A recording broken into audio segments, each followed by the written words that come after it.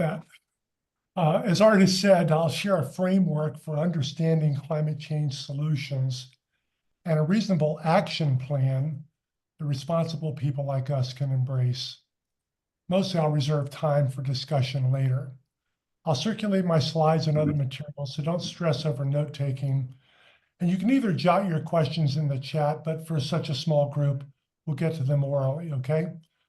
All right, let's get to as Art said, I'm an amateur, early love of science giving way to a business and law focus, entrepreneurship, and then board investing in advisory work. In 2017, inspired by this question from Ulysses, what work of noble note may yet be done? I wound down my board and advisory work and went all in learning about climate.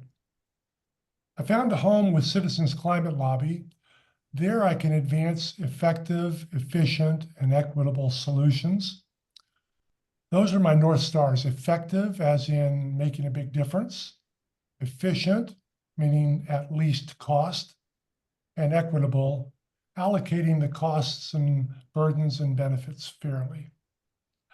Last, I'm trying to bring the discipline of a top-tier management consultant, being very methodical, problem definition and evaluations and so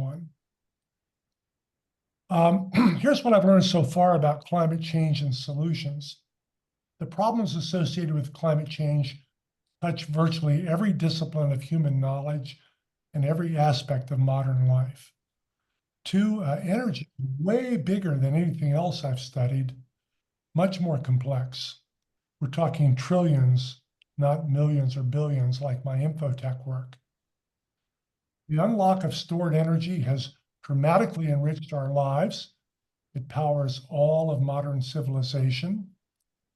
And most stored energy comes from fossil fuels, which I call a net good, keyword there being net.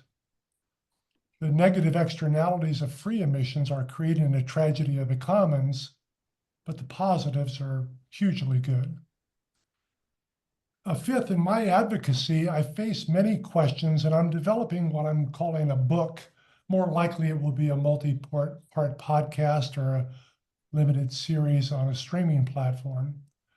In this series, I define the problem precisely and survey the causes, the desired objectives, the constraints, the solutions, and the how, that is, the strategies, resources, and actions needed to succeed. 6, in the interest of time, I'm going to jump to a middle chapter today, what I call the Ecotech Synthesis. It's a framework governing solutions, specifically how we can bring these solutions into being. Then we'll explore 2 currently proposed public policies as case studies and reserve time at the end for Q&A. The earlier chapters of my book will prove the following proposition with oodles of evidence. Each of these items is a full chapter, but please accept these simply as premises for today. I'm happy to address them later with you, even offline. 1, climate drives most physical processes on the Earth's surface, be it weather, air and water flow, precipitation, jet stream, glaciation, desertification, habitat, ecology generally. 2, climate is heavily dependent on global temp, which is a term I've defined as the average annual air temperature worldwide. As referenced, the average from 1850 to 1900 was 13.84 C. Last year was 1.54 C higher than that. A few Fahrenheit animals, that was 57 degrees Fahrenheit in the latter half of the 19th century and 60 degrees last year. 3, global temp is a function of incoming, 3 things: incoming energy from the sun, which is 1,360 watts per square meter; albedo, which is the reflectivity, think, white ice caps and white clouds reflect and brown ground and blue ocean absorb. And the third one is insulating effects of the greenhouse gases which trap heat reflected off in the infrared spectrum. Fourth, GHGs and global temp correlate closely across time, and they varied widely. It's changed over time owing to natural processes across very long periods of time. Human activity since the Industrial Revolution is adding GHGs to the atmosphere at very fast rates, and global temp is increasing as predicted, and frankly, a bit faster than predicted. 5, changes in weather events and related human suffering are increasingly frequent, destructive, and more clearly attributable to climate change. I'll drop a footnote here and say that the climate skeptics are really focusing on natural processes and the attribution that I just mentioned, but I can address that offline. That really is a distraction. Last, in 2015, the international community finally got around to setting goals for holding global temp increases to less than 2 degrees C above pre-industrial levels, and reducing the rate of GHG emissions 50% by 2030, reaching net zero by 2050. When is 2050? Well, in 10 weeks, we're going to be closer to 2050 than we are to Y2K. Tick-tock. Those propositions are proven in the early chapters of my book, but for today, we're going to accept them and focus on the goal of reducing greenhouse gas emissions 50% by 2030, net zero by 2050. Spoiler alert, we are behind. But spoiler number 2, 2024 is predicted to be the peak GHG emissions because China is starting to turn the corner and Europe and the US continue to decarbonize. Okay, so we need to control GHGs. Well, where do they come from? There are 5 major sectors adding to GHGs, each one with different processes. In most cases, the dominant process, which I call dirty tech, generates GHGs, and the newly available processes, which I'm calling clean tech, don't. For example, the transition in electricity generation is well underway. Last year, over 80% of new installs were in the renewable sector. There's a similar trend in the transportation sector, with the combustion vehicles giving way to EVs. Building heating of air and water using gas and coal furnaces is giving way to electric heat pumps and induction cooking. Making cement used in concrete generates billions of tons of GHGs every year.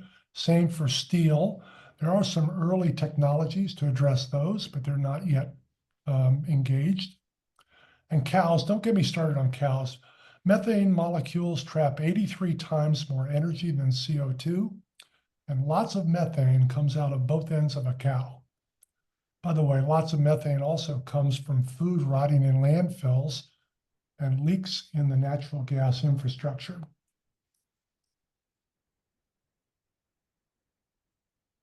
As I said, I'm approaching this like a McKinsey consultant, defining the problem, causes, objectives, constraints, alternatives, and recommended solutions or strategies.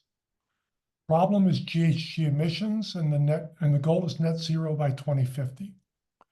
The constraints are daunting. In the next 30 years, we need to install twice the energy infrastructure that has been installed during the past 150 years. It has to be super reliable. Everyone is highly cost sensitive, and the cost and benefits need to be fairly shared, not dumping pollution, cost, or unreliable service on poorer countries or communities. The decisions need to be done within the political systems of 195 different countries, who then need to coordinate globally. Easy peasy, no problem, right? That should be easy to do. Okay, so how can this possibly happen? Well, logically, clean tech must supplant dirty tech in each GHG sector. In most cases, clean tech is more expensive. This is quantified in a metric called the green premium, which I define in the next slide. The fastest way to have clean tech replace dirty tech is if the green premium gets below zero, that is, when clean tech is cheaper than dirty tech. And there are two generic strategies to make that happen.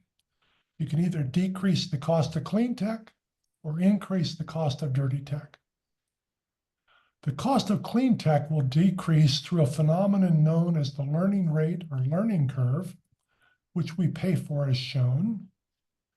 The cost of dirty tech will increase by forcing it to bear the cost of its negative externalities. No more free GHG pollution or methane leaks. Energy is mostly a private sector thing, so development paths for both clean tech and dirty tech are a function of market dynamics and public policy. The concept of green premium is simple. It's the amount extra you have to pay for clean tech. In Nevada, sustainable aviation fuel costs $2.38 a gallon more than regular jet fuel. Green premiums exist for most processes in most sectors of the economy. And again, because energy is a commodity, cheapest price wins. That's why SAF is only 1% of the market. To get clean tech adopted, the green premium needs to get to zero. And to repeat, there's only two paths there: reduce the cost of clean tech or increase the cost of dirty tech. These two charts require a bit more attention. On the left is a logarithmic path showing on the y-axis what the price was when the cumulative installed capacity of solar panels reached the levels indicated on the x-axis, which is also logarithmic. For convenience, the points in the graph are labeled by the year they were achieved. Let's go ahead and look at 2 points here. In the year 2000, right here, it was $5 per watt and 1,200 megawatts, or 1.2 gigawatts. Now let's look at the year 2010. I knew I was going to bump that, and there we go. Now let's look at 2010, right here. Price got down to $2 per watt when the installed base was about 40,000 megawatts, or 40 gigawatts. Okay, now hold this question and thought in mind. Who bought all those solar panels? Who bought all the panels between 1.2 gigawatts of installed base and 40 gigawatts? And they bought it at $5, then $4, $3, and ultimately $2 a watt during the years 2000 to 2010. Now consider the two charts on the right. These are well-regarded models of how new disruptive technologies enter a marketplace. The top one is called the Gartner hype cycle, where everyone gets wild about a new technology, say crypto in 2021, Bitcoin's above $60,000, all sorts of, is this the future, whatever. Then the bubble bursts, Sam Bankman-Fried goes to jail, and people overreact to the downside. Late 2022, BTC less than $20,000. And then sobriety returns and slow but sure progress kicks in. And today, Bitcoin's back over 60,000. EVs in the US are suffering a little delusion like that these days, disillusion like that, but don't believe it. They're still gaining share and quickly. The bottom chart on the right is Jeffrey Moore's crossing the chasm model, which uses terminology that's joined everyday language. The techies, which is the light blue tail on the left, they buy new technology just to play with it or learn from it. The early adopters in green then buy it when it's still expensive and incomplete. Typically, they are meeting some niche need or they're looking for a strategic advantage. Solar panels may make sense at $5 a watt if you have a mountain cabin nowhere near a grid. Small nuclear reactors may make sense at $10,000 per megawatt if you're the US Navy who needs your subs to stay submerged for weeks at a time. The takeaway from these charts is this: new technologies go from expensive and flaky to cheap and ubiquitous as a function of innovations and increased production over time. And the buyers of the technologies, when they're still expensive, are early adopters, are those who have niche, or those in niche markets that aren't well served by the dirty tech alternative. Formally, this is called learning rate or learning curve. It was first articulated in the US in 1936 by the chief engineer at Curtiss-Wright, a firm that built airplanes for the US military. Mr. Wright observed that for every doubling of cumulative production, the unit cost dropped by about 20%.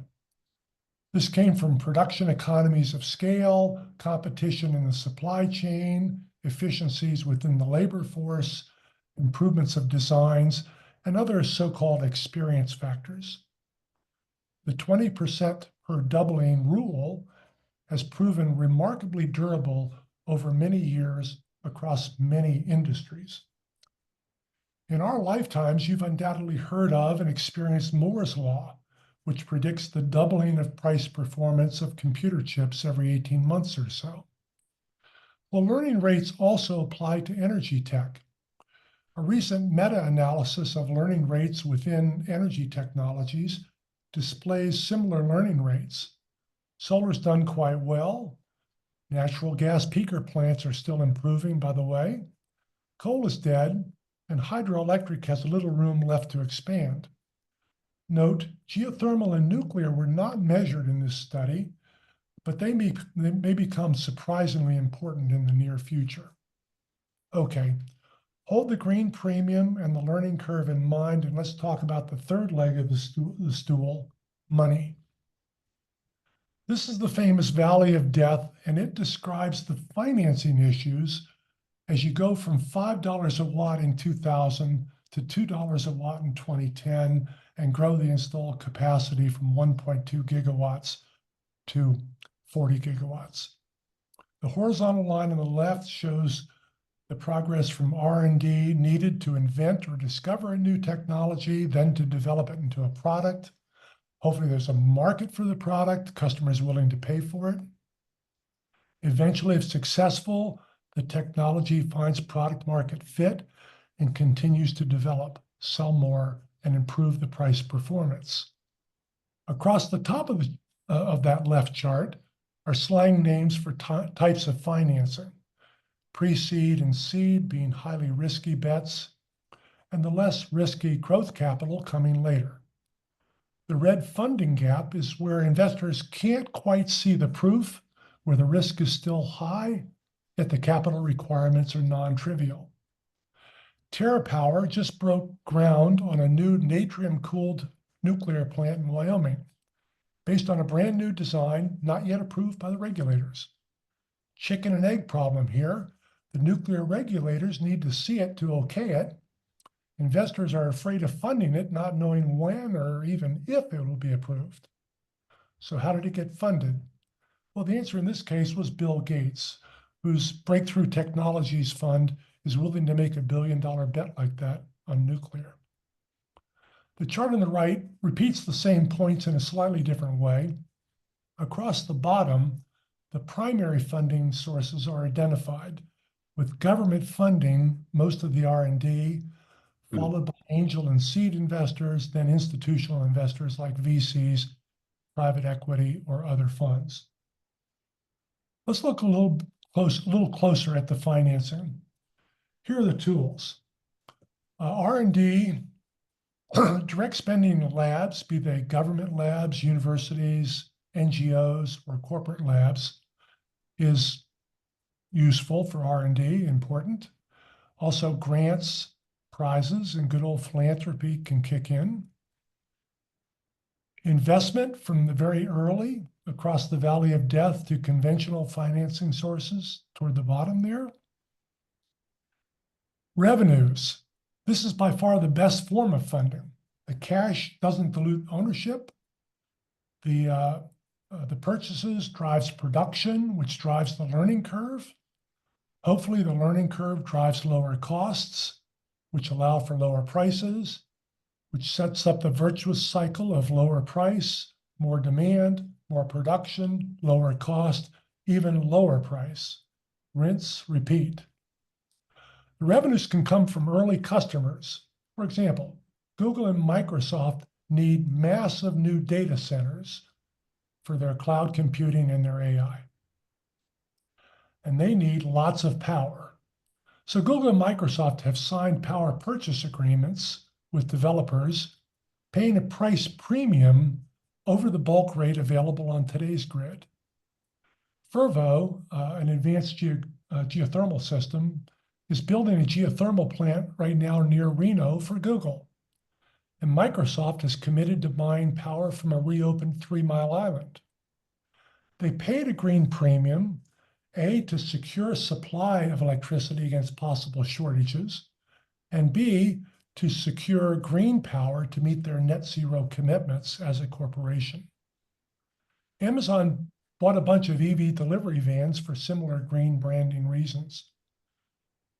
Now, government is famous for nurturing new technologies for strategic reasons by buying it even at a large green premium. Our computer and electronics advantages came out of DoD and DARPA.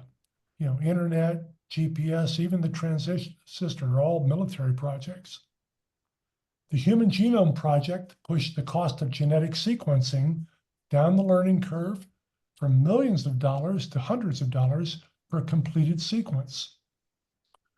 Our commercial aviation industry has its roots in contracts with the post office starting in the 1910s and in the military.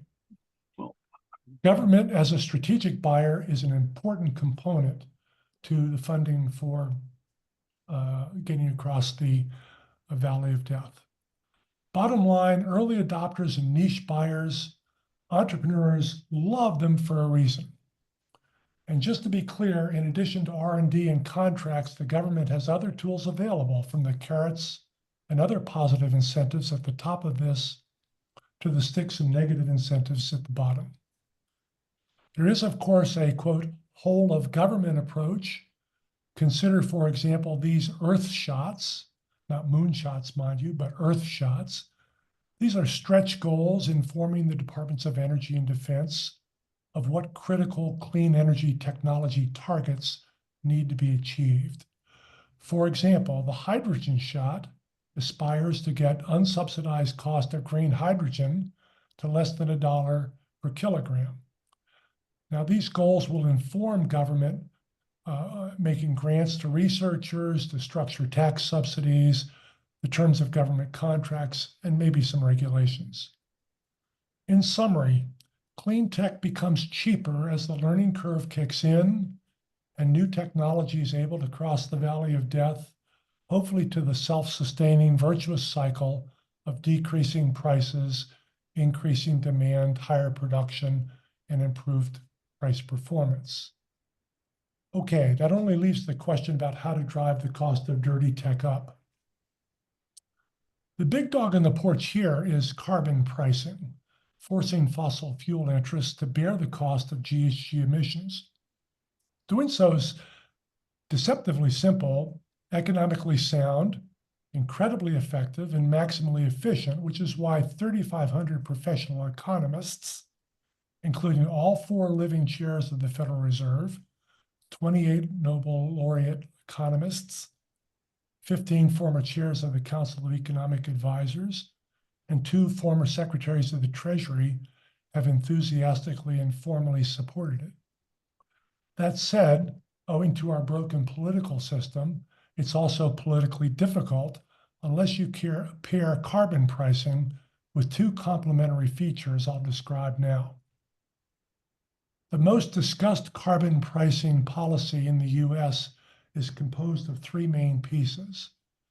1, a carbon fee or tax is collected at the source.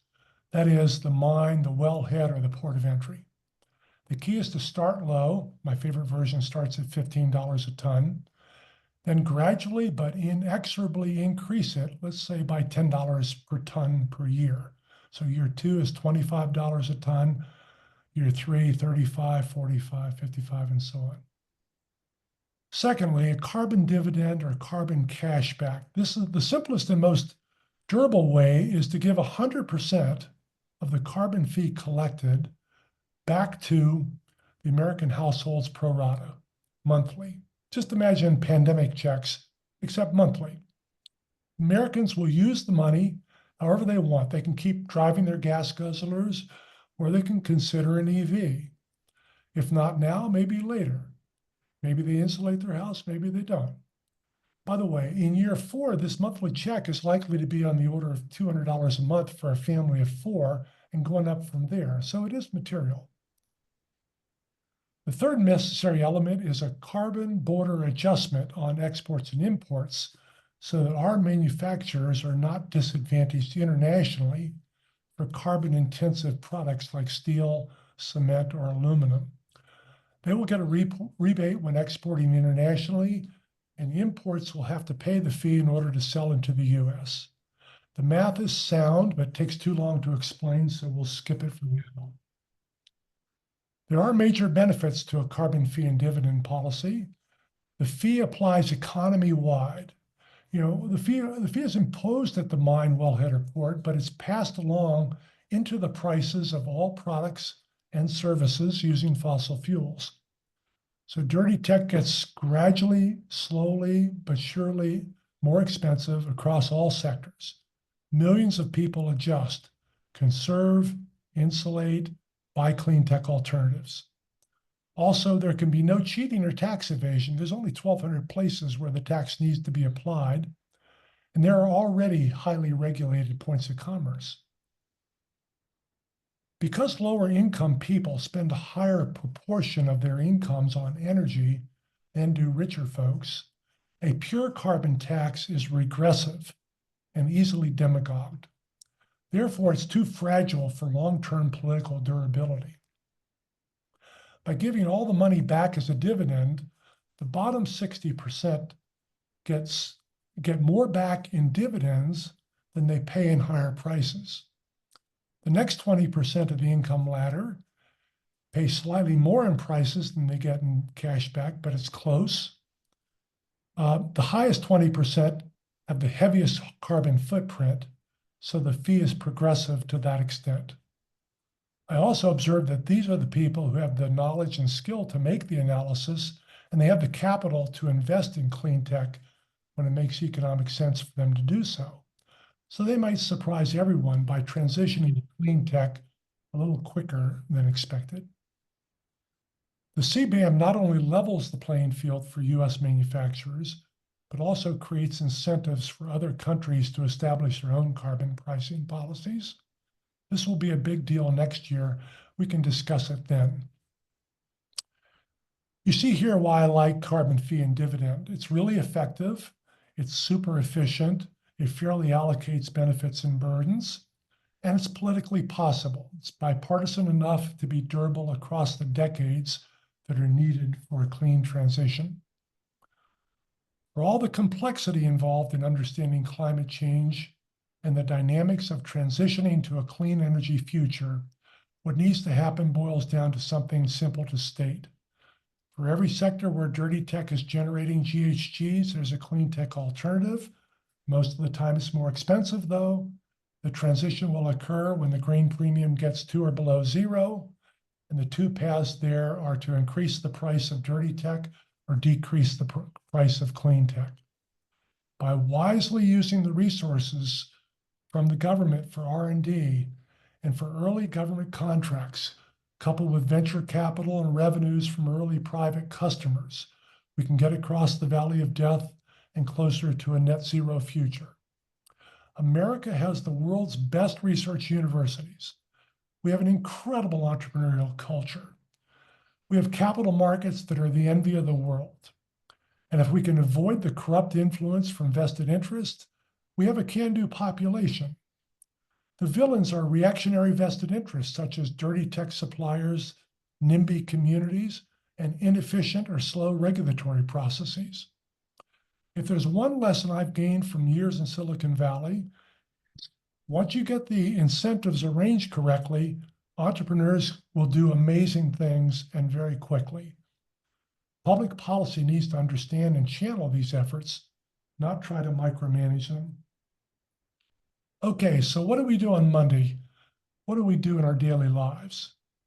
First, as a consumer, consider your carbon footprint. I'm not a fan of industries avoiding responsibility and offloading the problem on us. The basic solutions must be systemic, not individual. But becoming aware of the GHGs that you create and the clean tech alternatives available to you is useful. Why? Because then you can consider buying those alternatives if and when you need them and you can afford a green premium. Be an early adopter. Remember Saturday cartoons, be the first kid on your block to get X-ray glasses. Or how about be the first family in your community to get an induction stove? Yes, you'll buy some duds on occasion, like those X-ray glasses. They didn't work. But early buyers provide crucial revenues, the mother's milk of the learning curve. Second, at this stage of our lives, we should not be investing in risky seed level or first round investments, but allocating a portion of our diversified portfolio to green equity or green bond funds will increase the liquidity for later stage financing. Third, and most importantly, take action as a citizen. There are three parts to this. Almost 70% of Americans have climate concerns, yet the subject has been deemed controversial or not suitable for polite conversation. You don't need to be a firebrand, just surface that it's an issue you care about. Ask what the other person thinks. Be positive, be nonpartisan. Just get public policy climate solutions on the active agenda for appropriate action, however the other party defines that. It's a great way to depoliticize the issue. And it's real talk, it's not small talk. Two, obviously you should vote. Republicans should incubate and reward the emerging voices on the right. John Curtis in Utah, Cassidy from Louisiana, Brown from Indiana. There are some others. Nurture them, they're going to be important. Make sure your members of Congress, your senators and your representative know that you care about climate. CCL has these three highlighted tools to enable you to easily contact your member of Congress by email or phone. You don't need to be a member of CCL to use these tools. If you do join CCL, however, by the way, there are no dues, no assigned duties, no guilt trips, just what you want to work on at whatever level of or involvement you care. Anyway, if you join CCL, you can access the laser talks and other research and training, and they're pretty good. Obviously, some public policies really have a big impact. It turns out that two of them are ready for your active support. One now, permitting reform, and another early next year, carbon pricing. This chart shows the progress we're making in the US on reducing greenhouse gas emissions. In 2005, our greenhouse gas emissions were 1.5 gigatons. By 2023, we were at 5.4. Our Paris commitment is to get to 3.3 by 2030. And the 2022 Inflation Reduction Act, AKA the IRA, will only get us from 5.4 today to just under 5 by 2030. Why? As I said earlier, these transitions are primarily driven by market behavior. We need to allow those markets time to adjust, what economists call equilibration. And right now, the green premium is still a bit too high, and the regulatory requirements are hideously slow. It takes 4.5 years for federal agencies to complete an environmental review after it's been submitted. That's just the environment part. Getting a new transmission line built takes well over a decade. If we pass permitting reform, we can reduce greenhouse gas faster, as shown in the purple block. If we can pass carbon pricing next year, we can capture the reductions in the blue block. These two policies will also have a huge effect on the path from 2030 to net zero in 2050. So it's crucial that they pass ASAP. Okay, enough of where the rubber meets the sky. Let's talk about where it hits the road. Despite polarization, right now there's broad support for permitting reform in both parties. Republicans want any permitting reform to benefit fossil fuel interests, and Democrats want clean energy projects fast-tracked. The good news is that the Senate has teed up a strongly bipartisan bill, S 4763, the Energy Permitting Reform Act of 2024.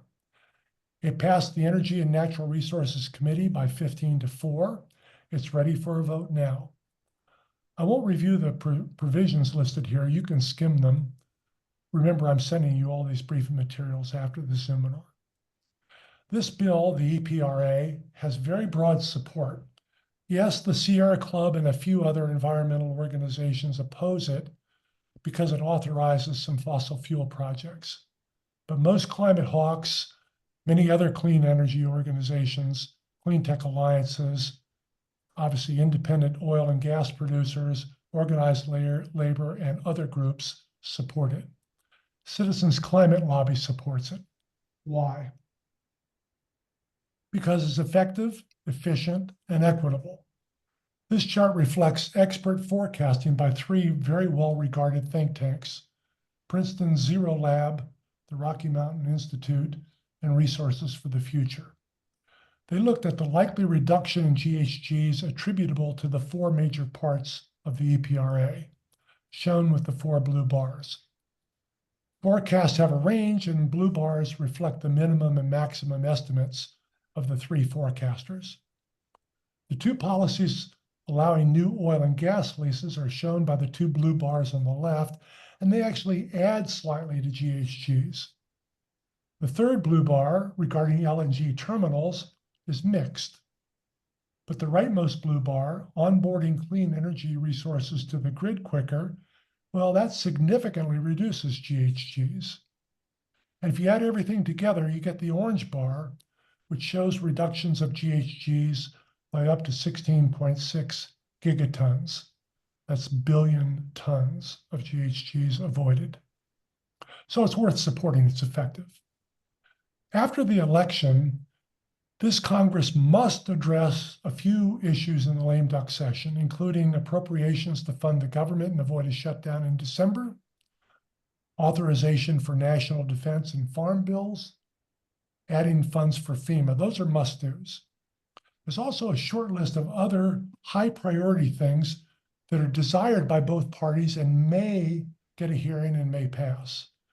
Those things are: 1, energy permitting reform; 2, regulation of AI or data privacy, particularly for children; and 3, drug pricing and telehealth policies.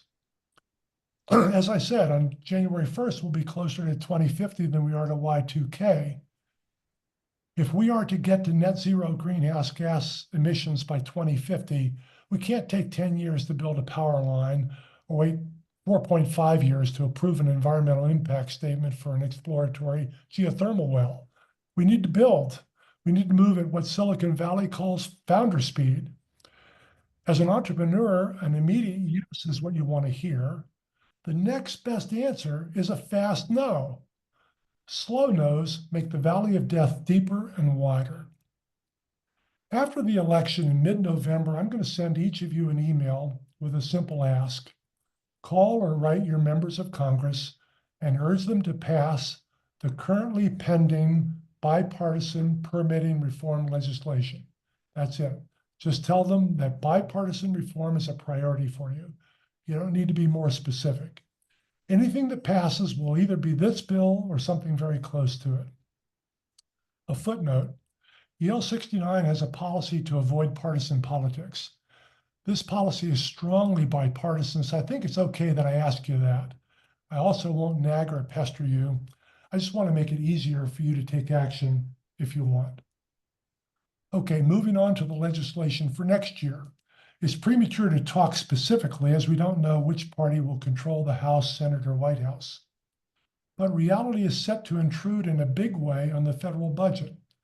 Whoever's in charge will have a real fiscal mess to sort.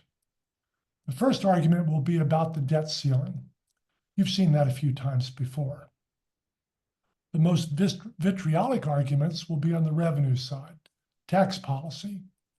The Trump tax cuts expire next year. Republicans have pledged to make them all permanent. Dems want to keep a few features, but raise taxes on corporation and wealthy individuals.